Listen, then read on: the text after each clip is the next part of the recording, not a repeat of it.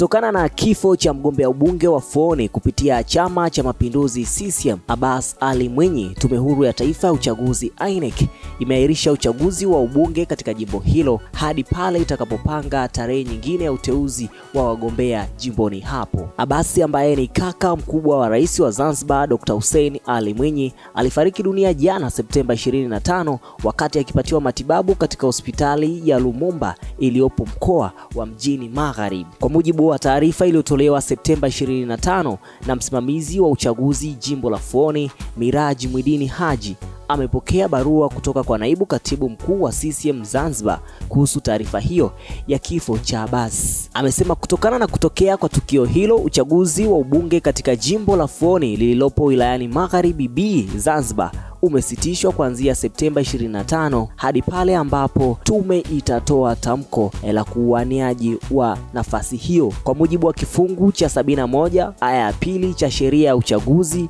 wa rais, wa bunge, madiwani na namba 1 ya mwaka 2024. Tume kwa notisi itakayochapishwa katika gazeti la serikali itapanga tarehe nyingine ya uteuzi wa wagombea na taratibu za uchaguzi wa ubunge katika jimbo hilo husika zitaanza upya. Hivyo uteuzi wa wagombea wengine ambao uliteuliwa kihalali utabaki kama ilivyokuwa awali, isipokuwa kama mgombea atajitoa na kwamba hakutakuwa na kampeni kwa wagombea ubunge katika jimbo hilo la Fuoni mpaka baada ya uteuzi wa mgombea mwingine kupitia Chama cha Mapinduzi. Hii ni kutokana na kifo cha kaka wa rais wa Zanzibar aliyekuwa anajulikana kama Abbas Ali Mwinyi.